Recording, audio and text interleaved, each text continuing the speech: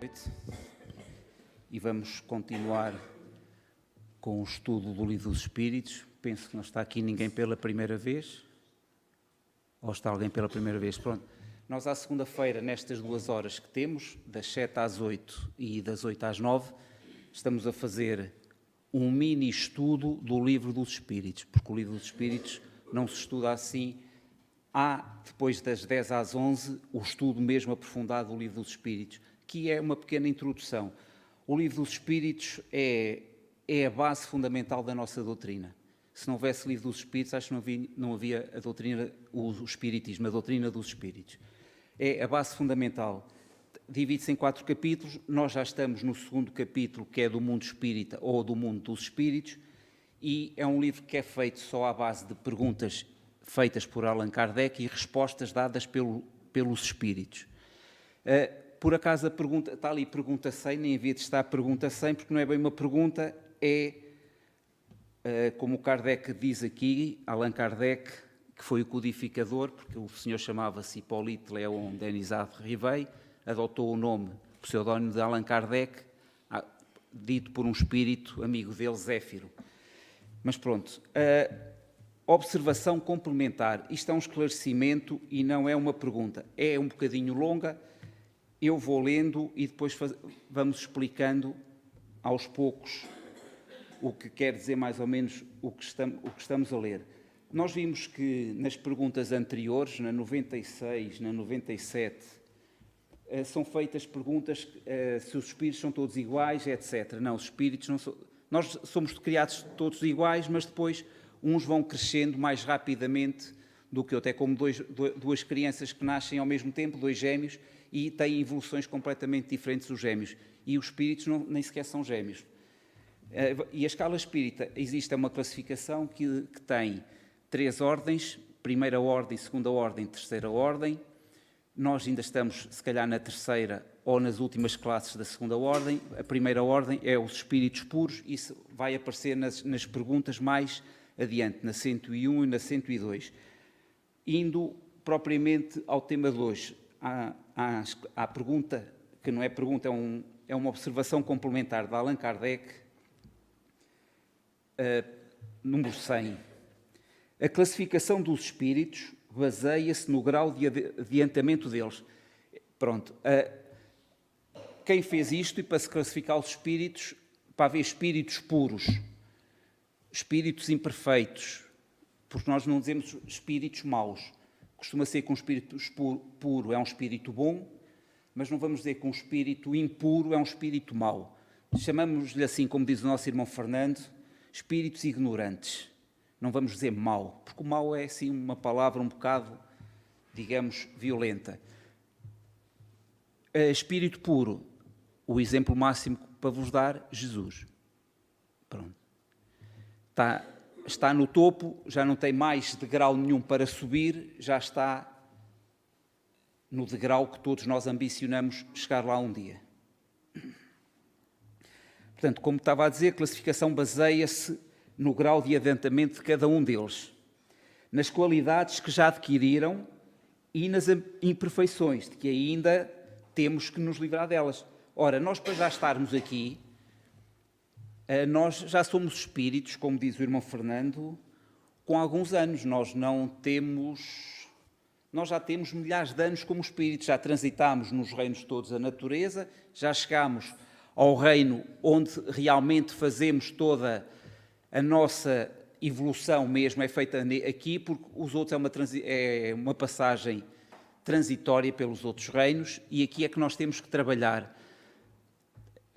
Já estamos no mundo de provas e expiações, os mundos também têm classificações, não são só os espíritos, e já podemos dar graças a Deus de estar no mundo de provas e expiações, porque já há mundos imperfeitos, como há mundos de regeneração que são melhores. Nós já não estamos no pior de todos, portanto, demos graças a Deus por já termos conseguido este mérito na nossa evolução para estarmos aqui. Mas ainda vivemos num mundo onde o mal existe mal. O bem já predomina sobre o mal, de certeza, só que as pessoas, infelizmente, a comunicação social prefere noticiar o mal, porque o mal é que vende. temos, espaço a publicidade, temos um jornal que é o Correio da Manhã e um canal que é a CMTV, abre sempre com mal, nunca abre nada com bem, só mal. O neto bateu na avó, a avó bateu no filho, etc. Abre sempre com mal, porque isso é que vende. E vende porquê? E de quem é a culpa de venderem? É nossa. Nós é que compramos, é que queremos ver isso. Como é que cabe na cabeça das pessoas, isto é um pequeno à parte, a CMTV ser o canal com mais audiência neste momento no cabo? Portanto, a culpa é nossa.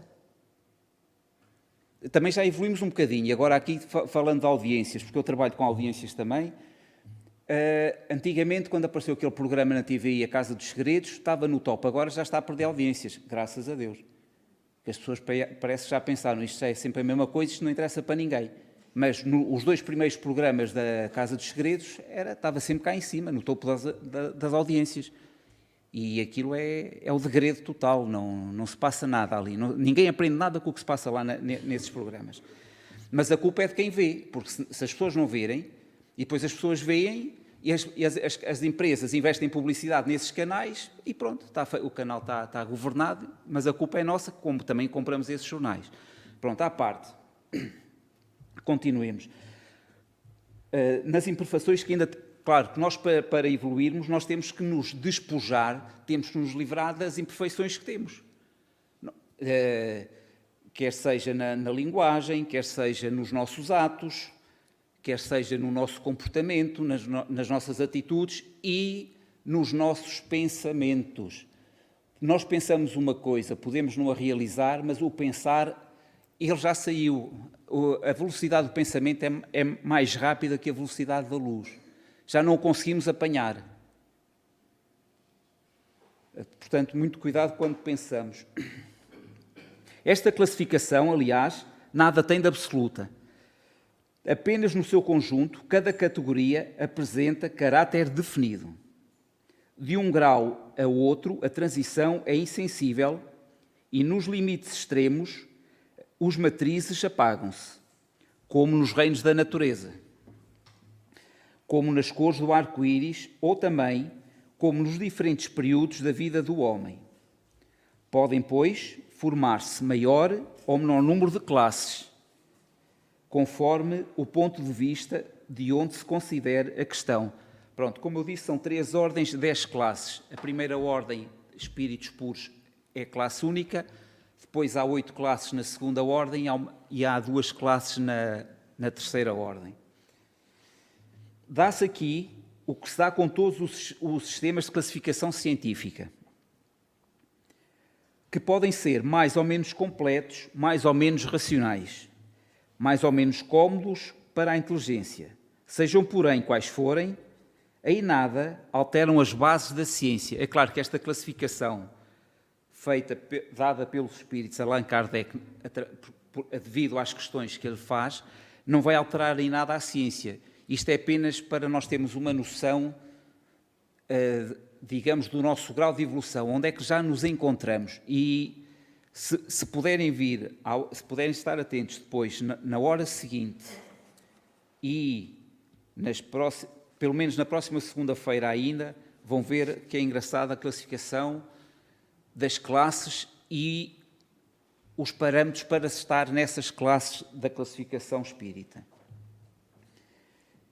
Sejam, porém, quais forem, nada alteram as bases da ciência. Assim, é natural que, inquiridos sobre este ponto, hajam espíritos divergindo quanto ao número das categorias, sem que isto tenha valor algum. Entretanto, não faltou quem se agarrasse a esta contradição aparente, sem refletir que os espíritos nenhuma importância ligam ao que é puramente convencional.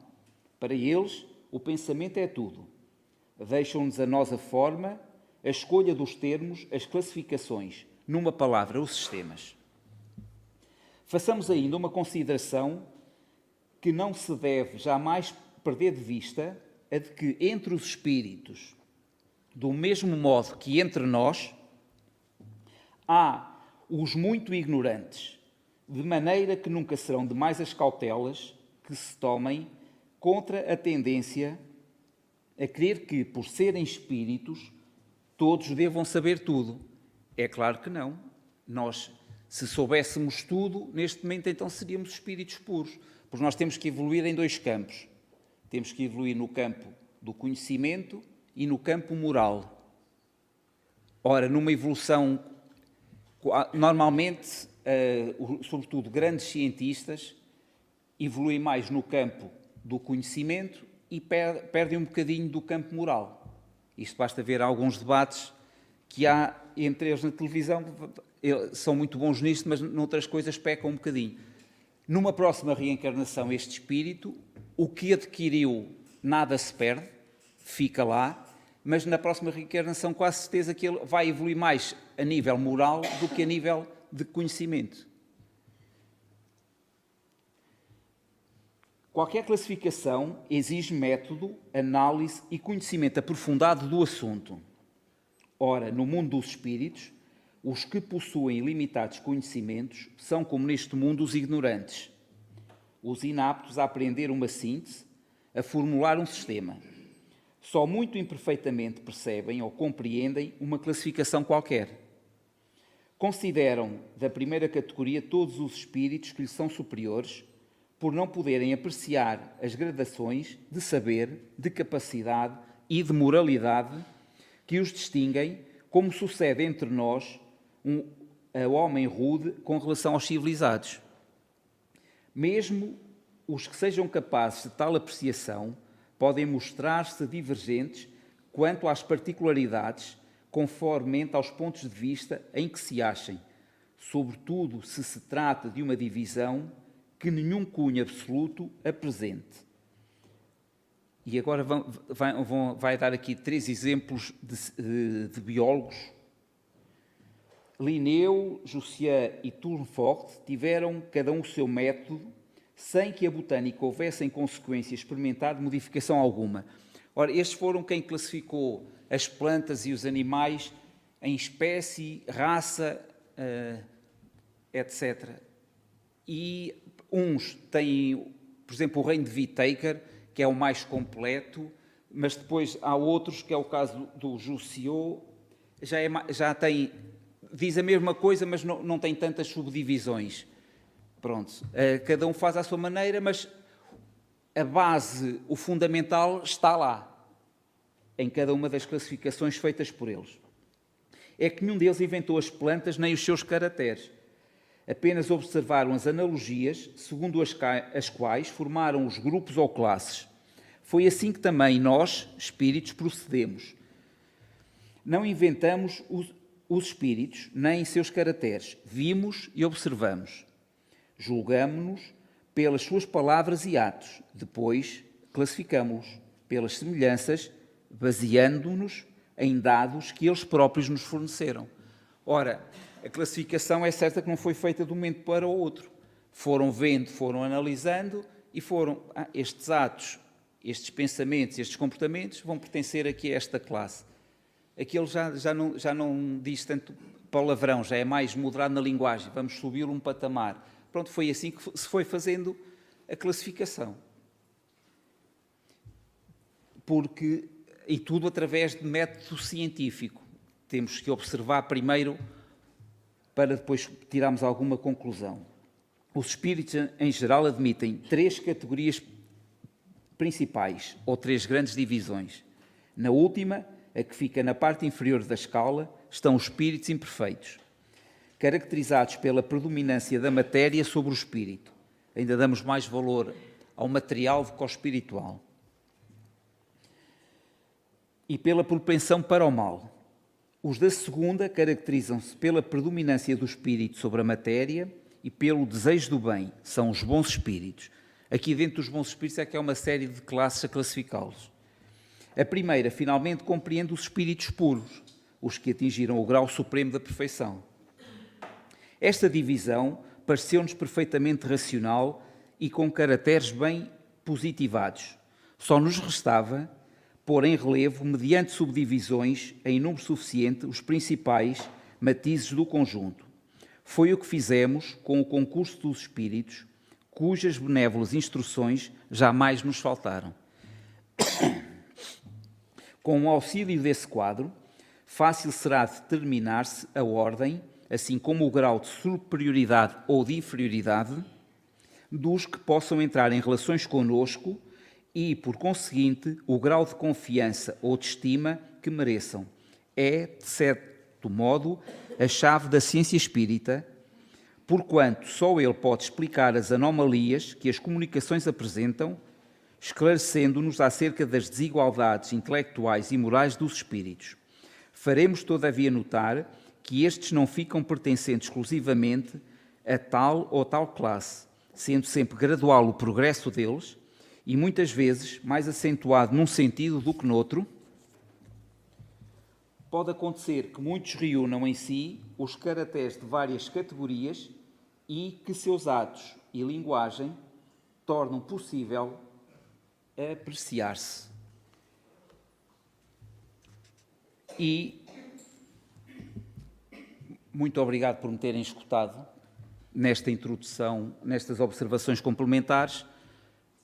A seguir, vale a pena assistir à pergunta 101, 102 e 103, pelo menos, que vamos aprender então mais em profundidade as várias classificações e as várias ordens, que são 13, e as 10 classes da classificação espírita. Muito obrigado.